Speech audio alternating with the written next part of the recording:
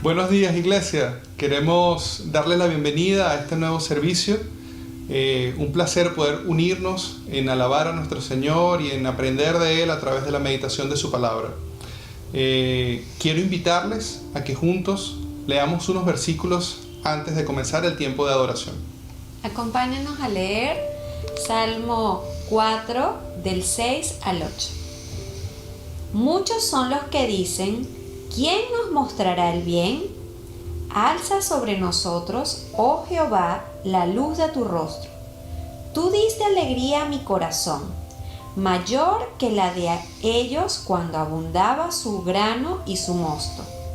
En paz me acostaré y asimismo dormiré, porque solo tú, Jehová, me haces vivir confiado. Amén. Amén. Ahora comencemos este tiempo de alabanza disfrutando de lo bueno de alabar a nuestro Señor, porque Él nos hace feliz.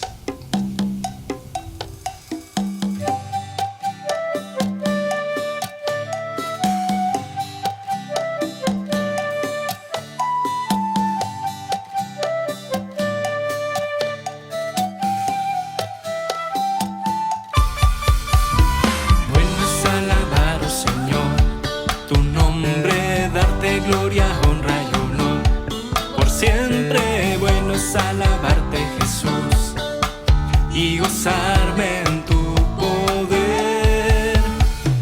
Bueno es alabar, oh Señor, tu nombre, darte gloria, honra y honor. Por siempre bueno es alabarte, Jesús, y gozarme en tu poder. Porque grande eres tú, grandes son tus obras, porque grande eres tú, grande es tu amor, grande es tu gloria. Porque grande eres tú, grandes son tus obras, porque grande eres tú, grande es tu amor, grande es tu gloria. Bueno es alabar, oh Señor, tu nombre, darte gloria, honra y honor. Por siempre bueno es alabarte, Jesús, y gozarme en tu poder. Bueno es alabar, oh Señor, tu nombre, darte gloria, honra y honor. Por siempre bueno es alabarte, Jesús, y gozarme en tu poder. Porque grande eres tú, grandes son tus obras, porque grande eres tú, grande es tu amor, grande es tu gloria. Porque grande eres tú,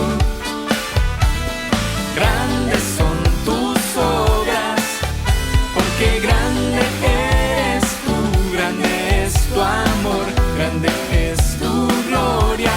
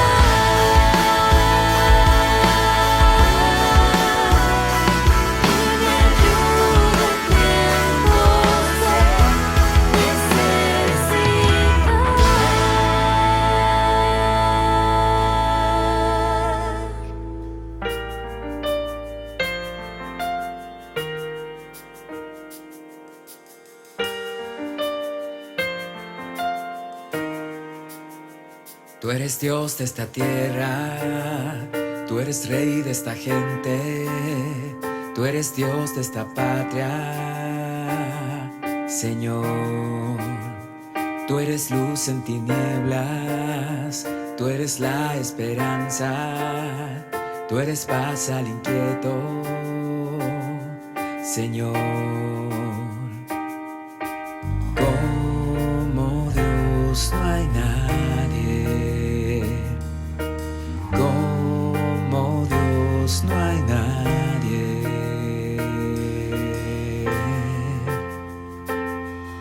Pues grandes cosas llegarán, grandes cosas hay que hacer en esta ciudad. Pues grandes cosas llegarán, grandes cosas hay que hacer en esta ciudad.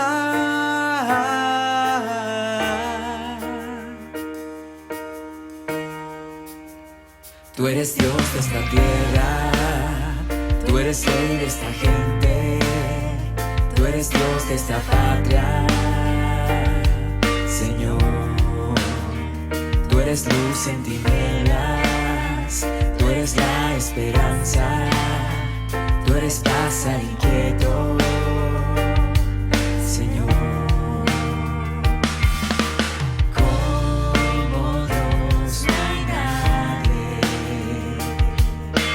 como Dios no hay nadie.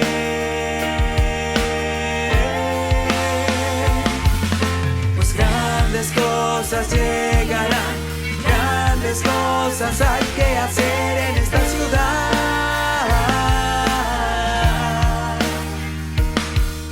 Pues grandes cosas llegarán, grandes cosas hay que hacer en esta ciudad.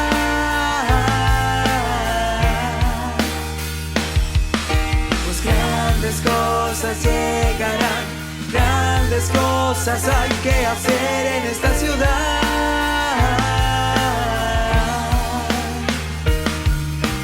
Grandes cosas llegarán, grandes cosas hay que hacer.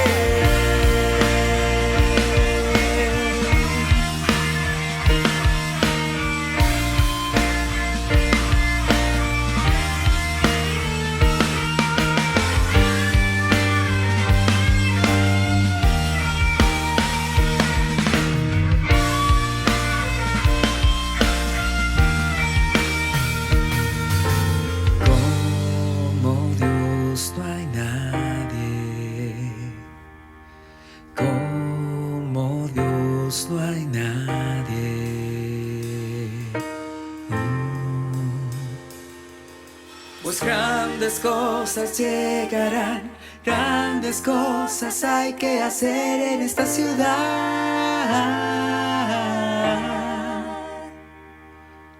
Pues grandes cosas llegarán, grandes cosas hay que hacer en esta ciudad.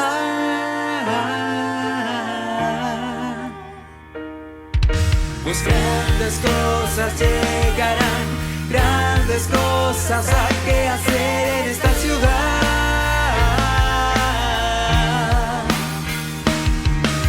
Pues grandes cosas llegarán, grandes cosas hay que hacer.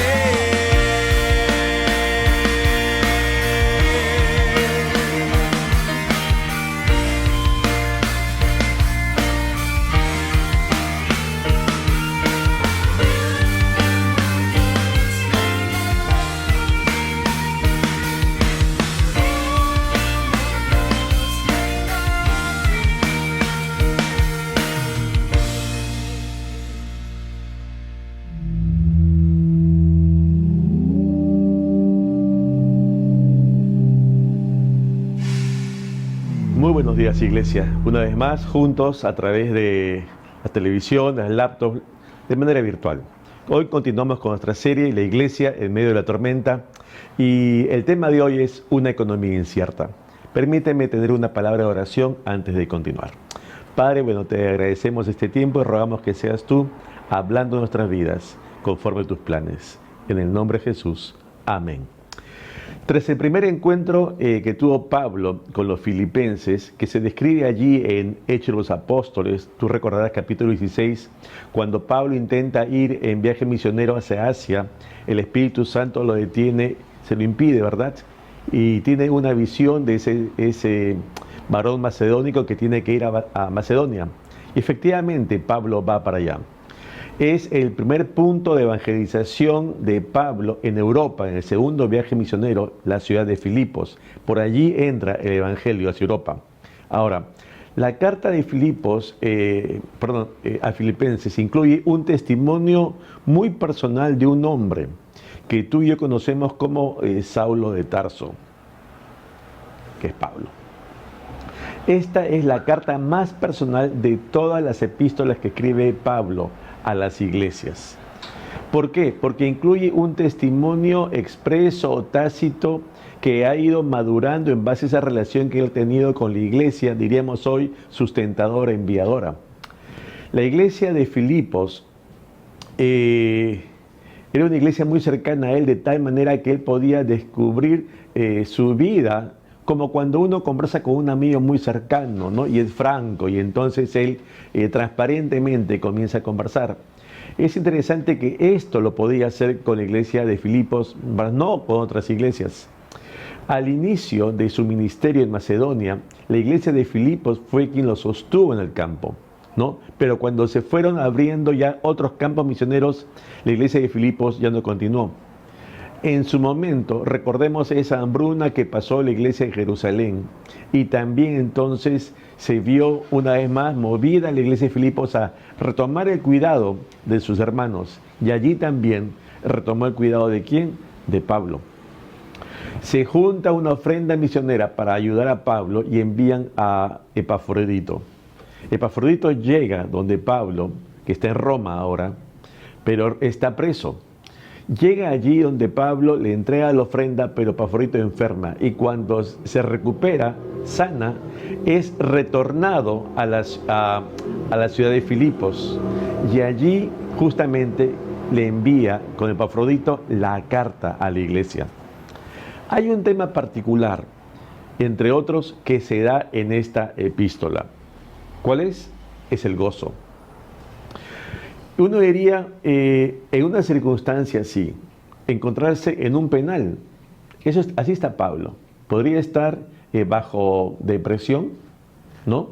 Uno diría, tanto esfuerzo que estoy llevando la palabra a tiempo y fuera de tiempo y a diversas ocasiones.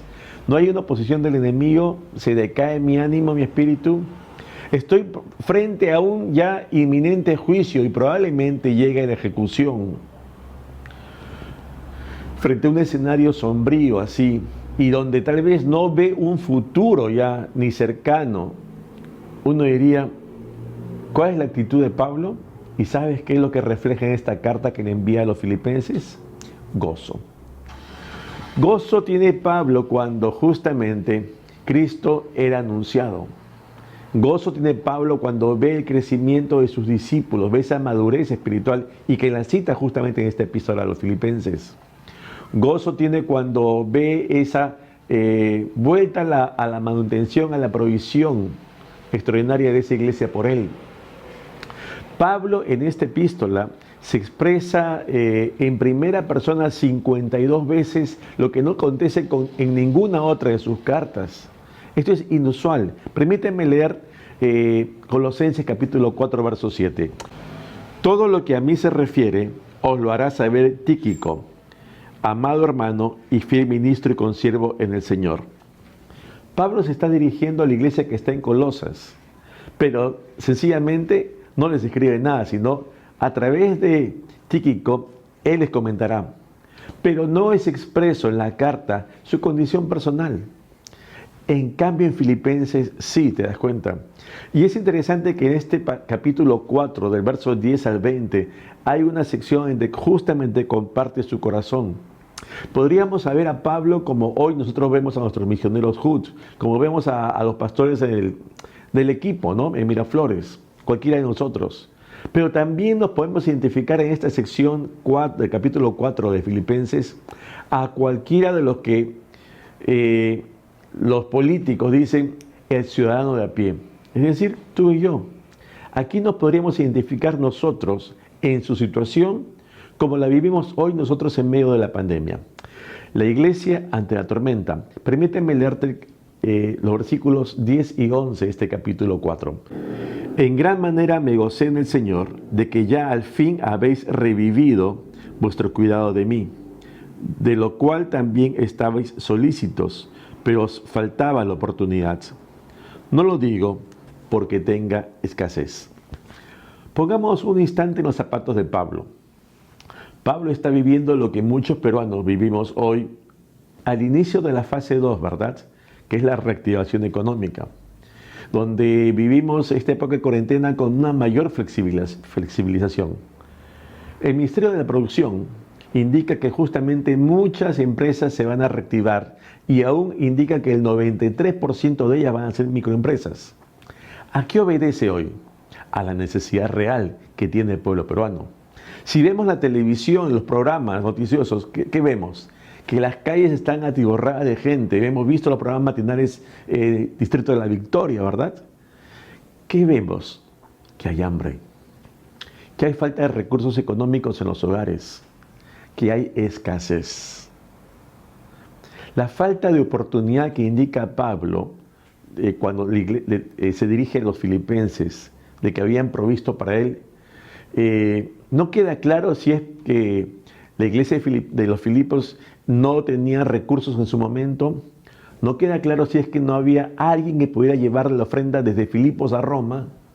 Pero lo que sí queda claro es la actitud de Pablo, aún estando preso en Roma, que era gozo. Esa alegría, esa satisfacción, ese júbilo. Y uno se puede preguntar, oye, ¿no hay aquí una incoherencia? Porque no se trata, ubiquemos hoy también en nuestra situación aquí, de que, bueno, no hay un producto que yo deseo, voy al mercado y no lo encuentro y entonces voy a otro mercado a buscarlo. Recordemos la época de Abraham. Abraham, cuando llegó a Egipto, ¿no?, procedente de Ur de los Caldeos, hubo hambre, dice, en Israel. Y producto de esa hambre se fue a Egipto. Ahora, Abraham sí tenía dinero, era un hombre acaudalado, salió con riqueza, con siervos, con camellos, con ganado, desde Ur, de su tierra, a la tierra prometida. Y cuando hubo hambre en la tierra prometida, se fue a Egipto, donde había alimentos. Tenía recursos, pero no había alimentos. Salió de ese lugar. Igual pasó, ¿te acuerdas con Jacob y sus hijos? ¿Te acuerdas de esa época de las 7 vacas flacas? Ok, sería una pandemia.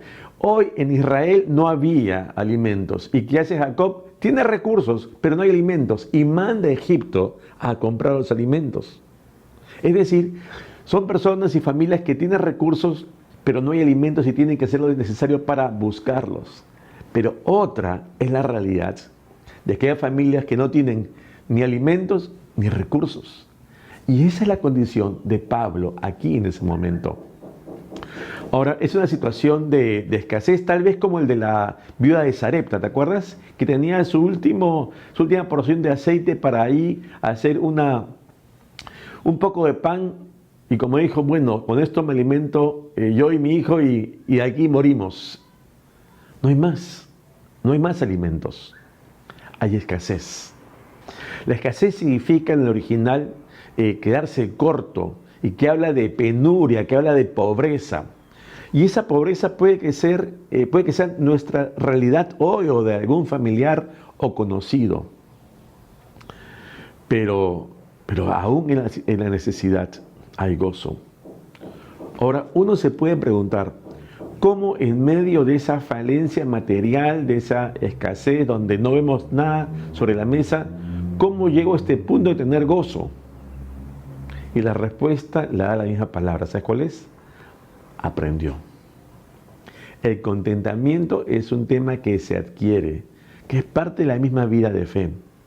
Y por eso la primera enseñanza que tenemos que aprender hoy es: cuando tenga escasez, debo aprender a vivir con contentamiento. Debo aprender a vivir con contentamiento. Filipenses capítulo 4, versos 11 y 12 dice lo siguiente: no lo digo porque tenga escasez, pues he aprendido a contentarme cualquiera sea mi situación. Sé vivir humildemente y sé tener abundancia. En todo y por todo estoy enseñado, así para estar saciado como para tener hambre, así para tener abundancia como para padecer necesidad. Si vemos, hay un aprendizaje por medio que es en base a esa experiencia de vida, ¿no? Haberse habituado a una realidad. Ok, hay una necesidad, hay carencia en mi casa, en mi mesa. Esa acción recurrente que yo veo día tras día me lleva a una respuesta, singularmente ya algo regular. Pero tenemos que aprender en medio de esa situación. Cuando Pablo le escribe a Tito, su discípulo, dice lo siguiente, capítulo 3, verso 14, por favor. Y aprendan también los nuestros a ocuparse en buenas obras para los casos de necesidad, para que no sean sin fruto. Es decir, hay un momento en que tenemos que aprender ciertas cosas e incorporarse a nuestras vidas porque no forman parte de ella hasta que acontece algo que va a transformarnos. Y es este justamente aprendizaje a tener gozo en medio de necesidad que hay que aprenderlo, porque no nos es natural. Más bien siempre estamos reclamando, diciendo, ¿por qué no tengo? ¿Por qué no se da? Es incoherente, uno diría, ¿cómo tener gozo cuando tengo necesidad?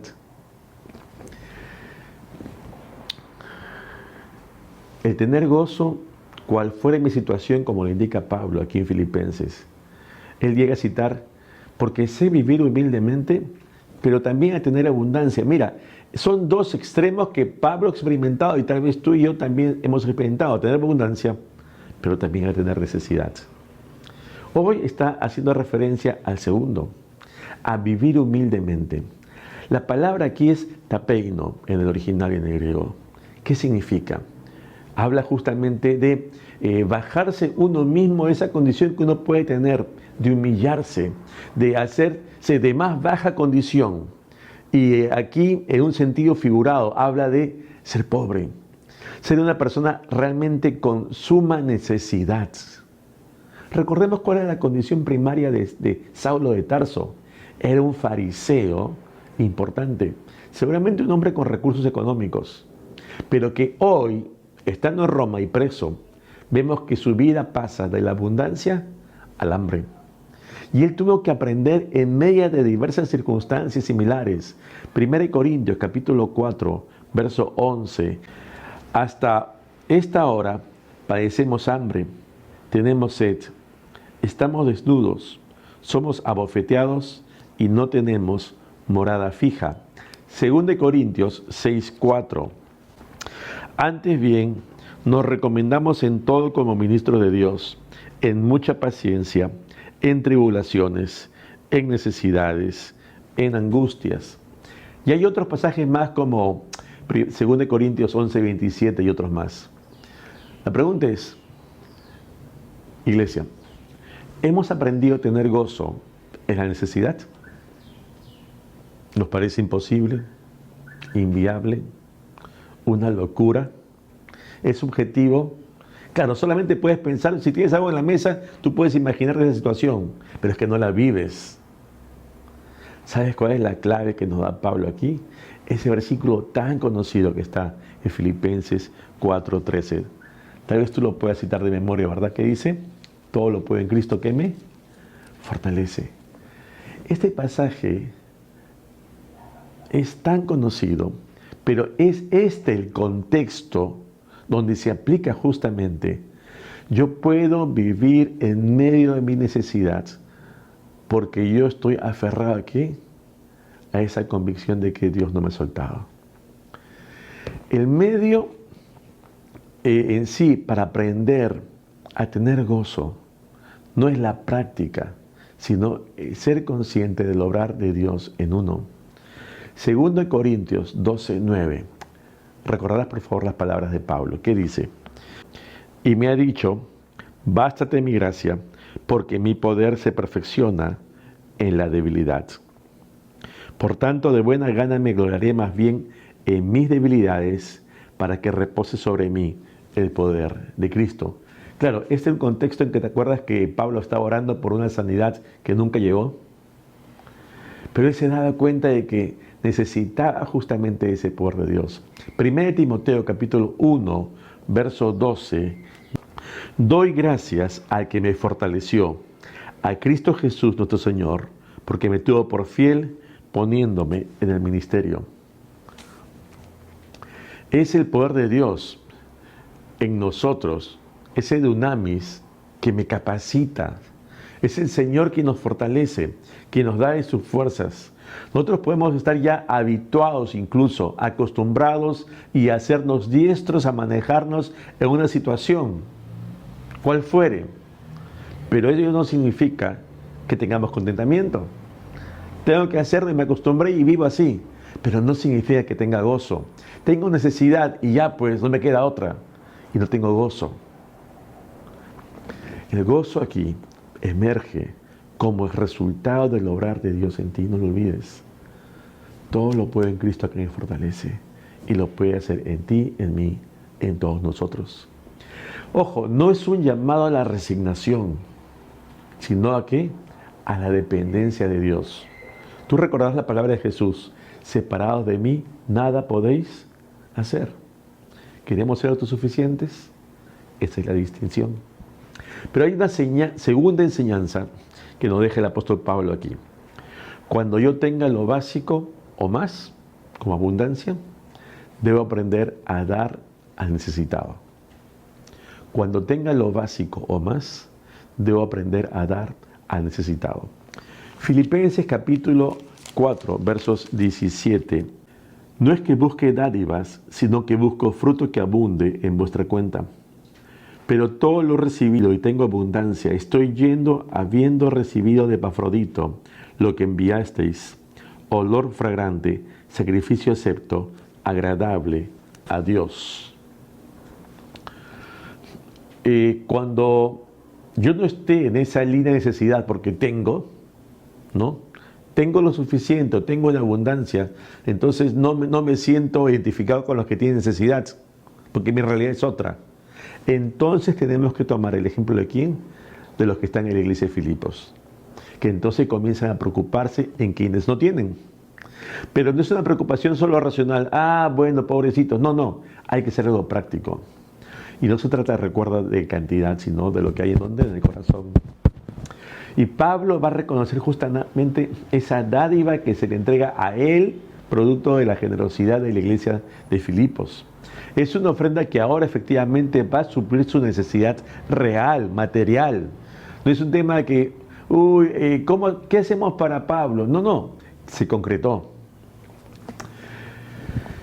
Como iglesia de Miraflores, hemos podido ver hasta hoy, después de 4 meses, cómo gracias al Señor podemos ayudar a diversas familias necesitadas que recurren a la iglesia justamente por ayuda material.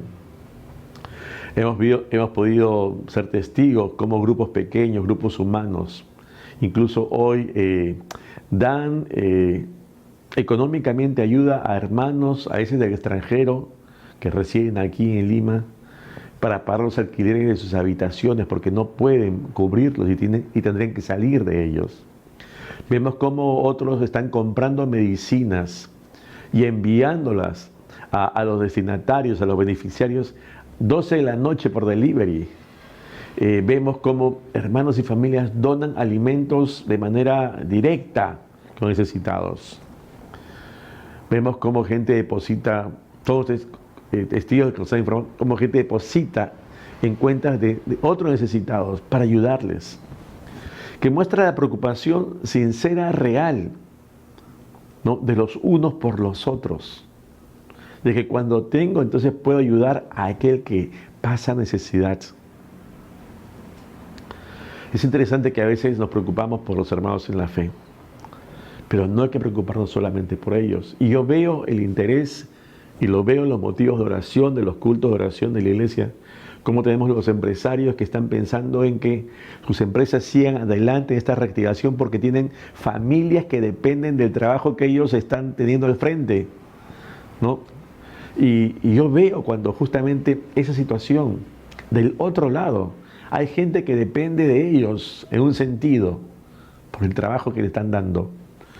Pienso en aquellas mujeres que ayudan en nuestras casas, pero que se han quedado con su familia y no pueden venir porque es un trabajo que hacen a veces día a día en casas diversas, ¿verdad? Y ayudan en cada casa. ¿Cómo sobreviven ellas ahora? Sé de familias que les depositan en sus cuentas de ahorro un dinero como que estuvieran trabajando cuando no lo están haciendo, porque esa gente también necesita. La ayuda tiene que ser real, pero si no ha venido, ¿cómo le voy a dar? Es que justamente no es un tema de reciprocidad, es un tema de dar. Podemos ubicarnos en ambas situaciones. Cuando yo tengo escasez, debo tener contentamiento. Pero cuando yo tengo lo básico o más, debo pensar también en el necesitado. Cuando entramos a compartir sin esperar recibir, Pablo va a terminar esta sección de su epístola diciendo lo siguiente, versos 19 y 20, capítulo 4. Léelo, por favor. Mi Dios pues suplirá todo lo que os falta, conforme a sus riquezas en gloria en Cristo Jesús. Al Dios y Padre nuestro sea gloria por los siglos de los siglos. Amén. Ahora, este pasaje, mi Dios pues suplirá, ¿no? Puede entenderse como un deseo de Pablo. ¿Será una promesa directa de Dios? Pero lo que es cierto es que no estaba en él, en el hombre, en Pablo, poder ser recíproco con la iglesia de Filipos para con la ayuda que le habían dado a él.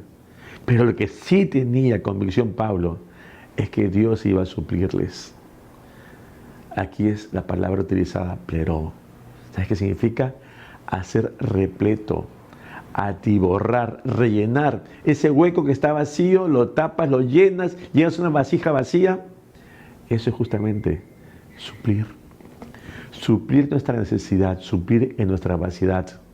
Cuando compartimos, hermano, recuerda, Dios se va a encargar, nosotros también.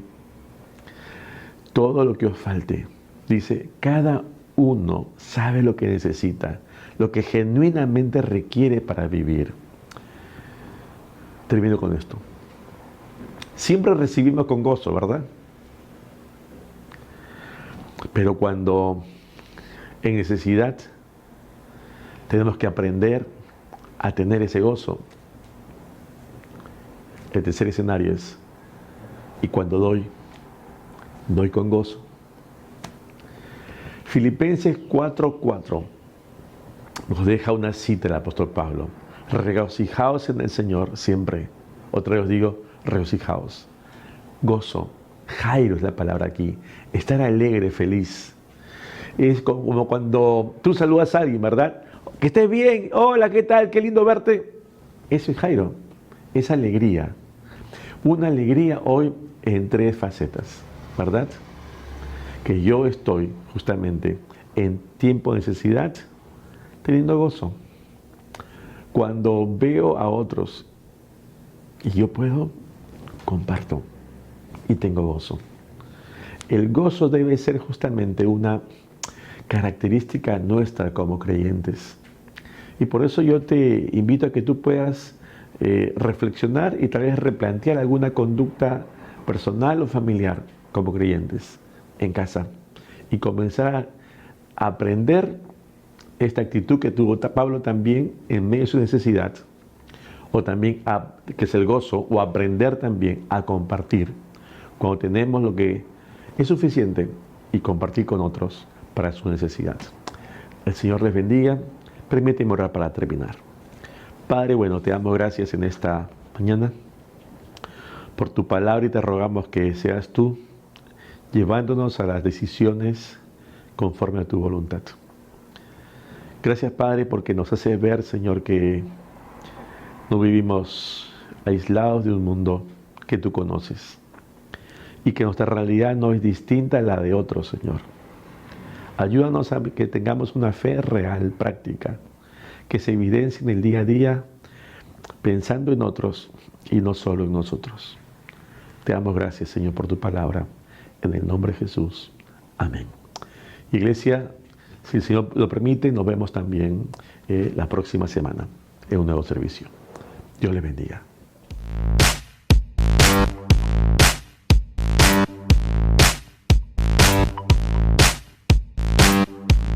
Iglesia, estos son los anuncios para la semana. Gracias por tus donaciones.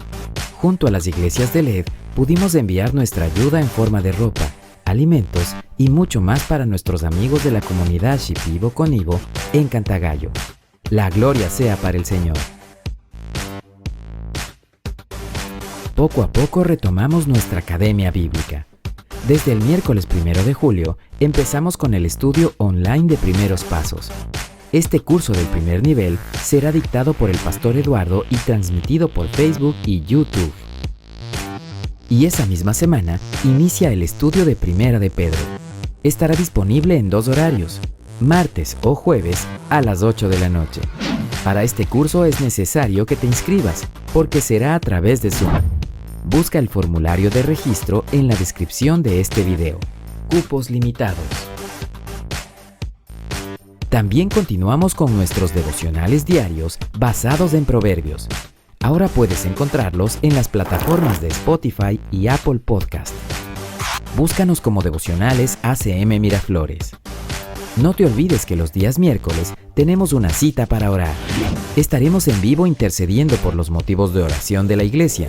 Únete tú también.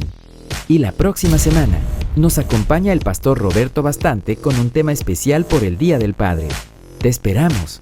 Somos la Alianza de Miraflores, discípulos llamados a hacer discípulos. Hasta la próxima semana.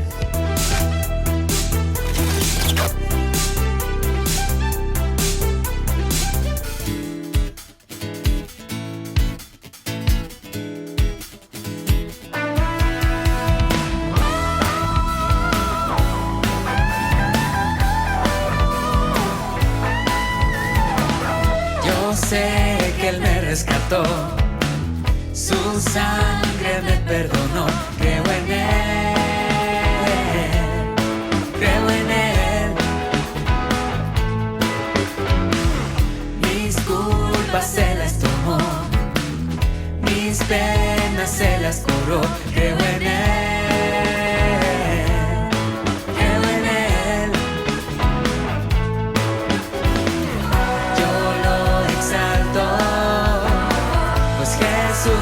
La tumba venció, Cristo vivo está, es mi redentor. Cristo vivo está, es mi redentor.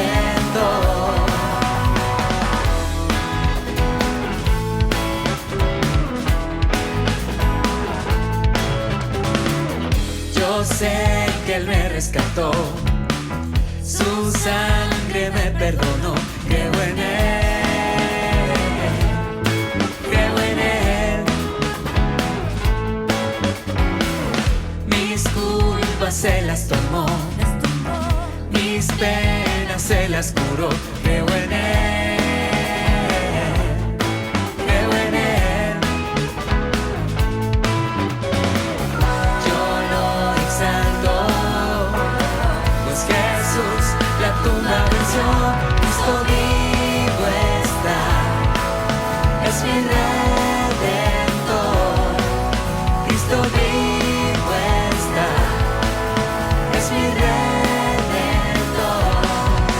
Cristo vivo está, es mi redentor. Cristo vivo está, es mi redentor.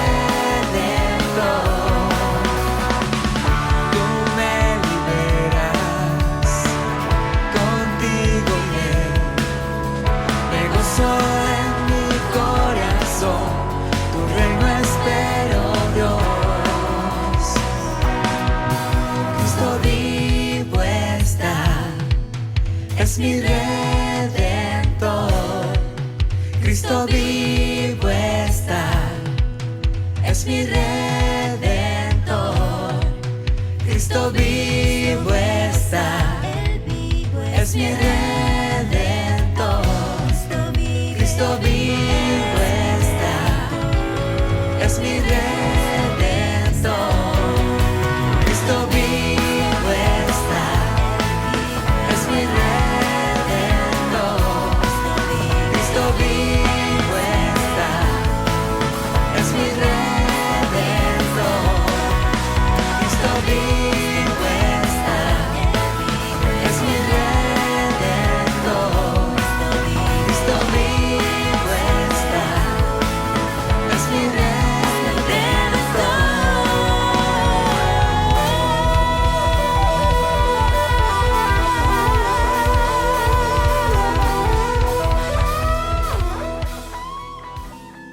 Hermanos, ha sido un privilegio el poder compartir este tiempo juntos. Ahora les invitamos a todos los niños al ABC de los niños. a las 11 de la mañana. ¡Chao!